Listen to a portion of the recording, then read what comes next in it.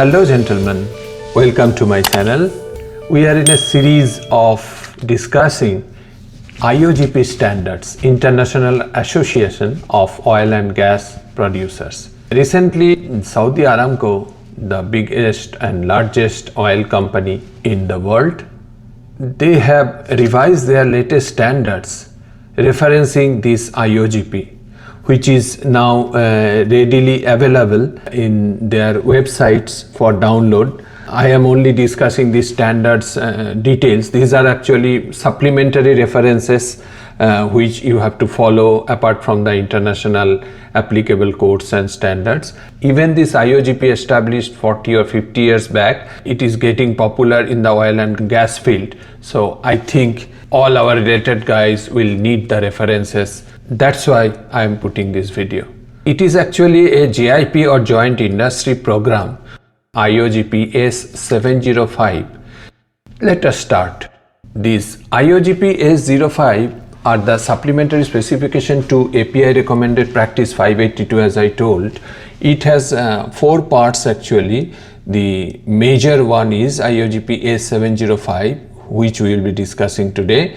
Apart from that, there is IOGP-S-705D data sheet of welding requirement, 705L information requirements for welding, and 705Q, which are specifically quality requirements for welding. The brief table of contents, as you can see from here, there are foreword, introduction, scope, normative references, terms, definition. This structure of the index is from ISO 9001. This is any standard or procedure. This is our easy reference to take it from ISO 9001. So let us discuss one by one major highlighted requirements. These are the table of contents of IOGP S705. There are total 12 sections and 2 annexes, B and C. As an introduction of the standard of version 1.01, one revision already happened at June 2021. The purpose of this specification is to define a minimum common set of requirements for welding of pressure containing equipment and piping in accordance with the API recommended practice 582, 3rd edition, May 2016, for the application of petroleum and natural gas industries. The specification follows a common document structure comprising the 4 documents which together with the purchase order define the overall technical specification for procurement. You can see that triangle at the right, which is JIP 33 specification for procurement documents and quality requirement specification. So it comprises of data sheet, supplementary technical specification, which is this one, then quality requirement QRS, this will be specified by your client of a procurement company, and then information requirement, which is IRS. The specification is to be applied in conjunction with the supporting data sheet, quality requirement specification, which is QRS, and information requirement specification, which is IRS. IOGP S05 defines the technical requirements for welding of pressure containing equipment and piping and is written as an overlay of API 582 following the API 582 clause structure. IOGP 705 are the data sheet of welding of pressure containing equipment and piping. It defines the application specification requirement, attributes and options specified by the purchaser for the supply of equipment to the technical specification. IOGP 705s are the quality requirements for welding and pressure containing equipment and piping. So purchaser conformity assessment activities are defined through the selection of 1 or 4 generic conformation assessment CAS levels and the basis of evaluation of associated service and the supply chain risks.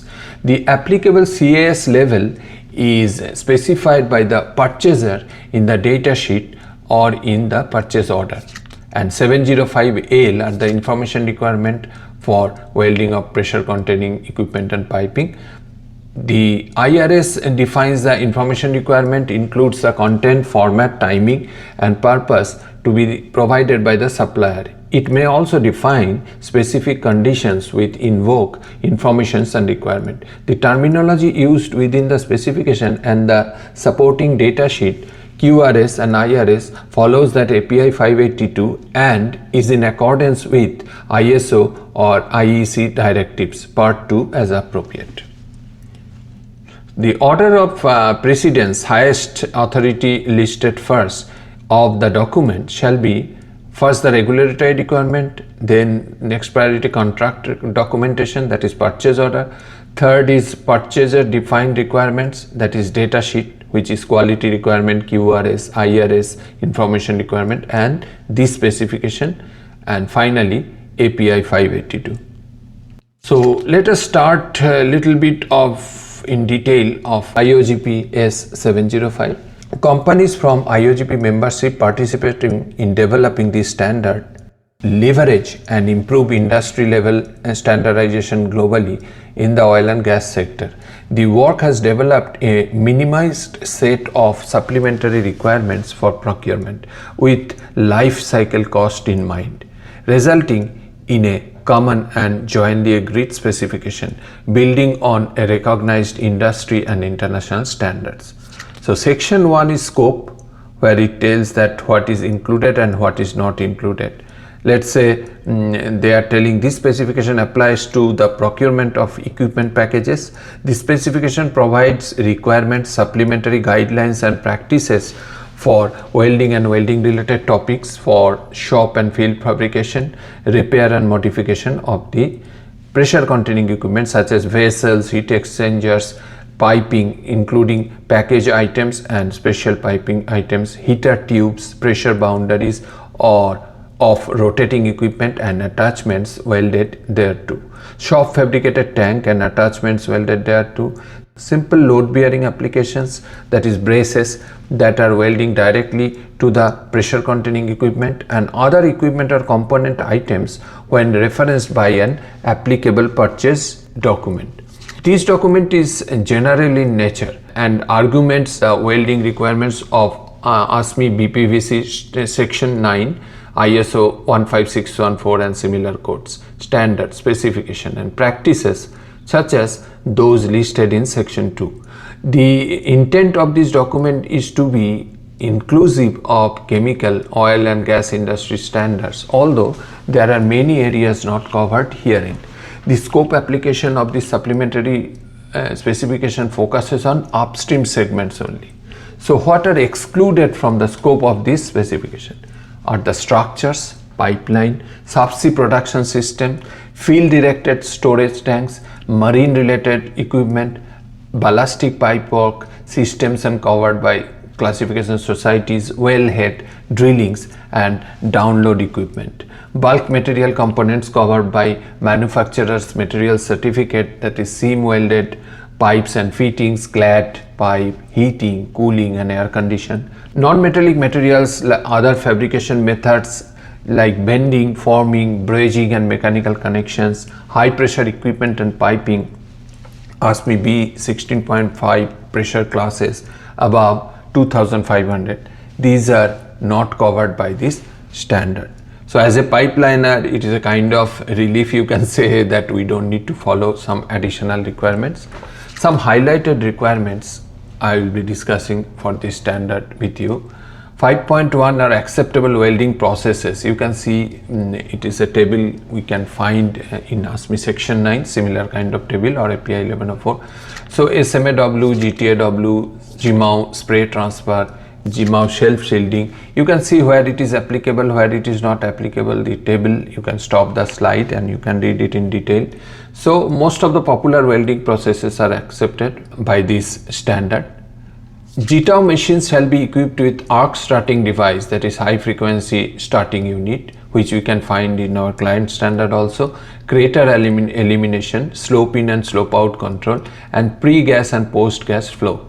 GMAW self-shielding shall only be used with adapted or modified arc transfer mode, and GMAW self-shielding shall only be used in the fixed position for pipe sizes NPS 4 and over. FCOW self-shielding not allowed to use, and FCOW gas shall only be used as allowed by table 7. Single-sided welding joints slag on the process site of root passes shall be removed completely. Welding consumables shall be purchased from manufacturers operating a quality management system or ISO 9000 equivalent. Welding consumables shall achieve a maximum diffusible hydrogen level as specified in this table 8.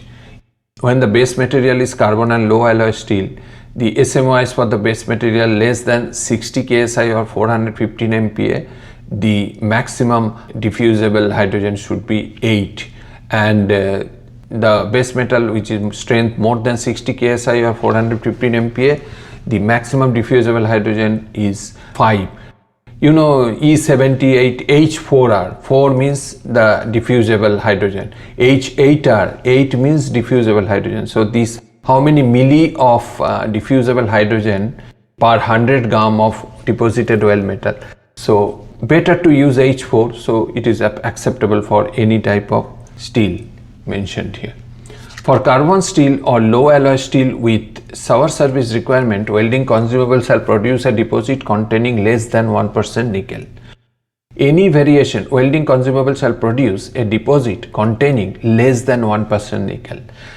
Any variation should be subject to qualification testing in accordance with NES MR 0175 or ISO 15156-2.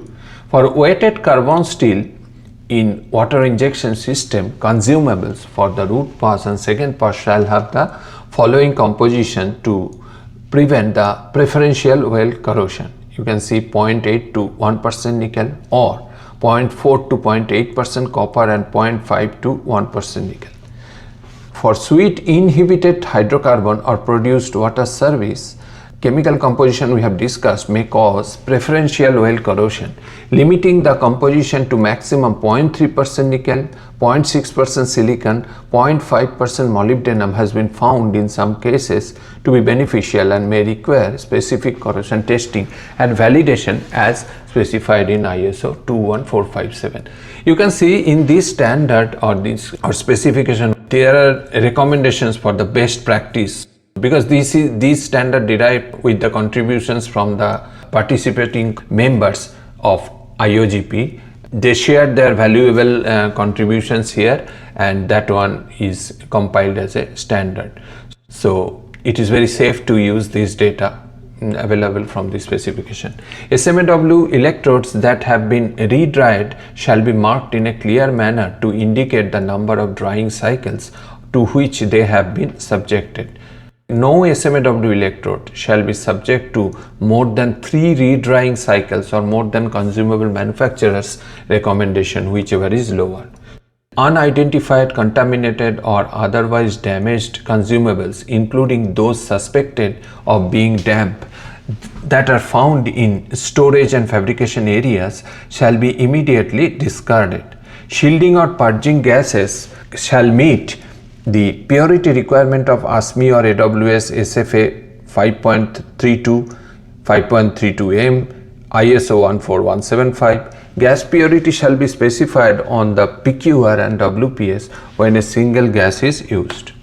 The evaluation of surface oxidation of the weld zone in stainless steel and nickel alloys shall fulfill the criteria specified in the table number 10 we are discussing here.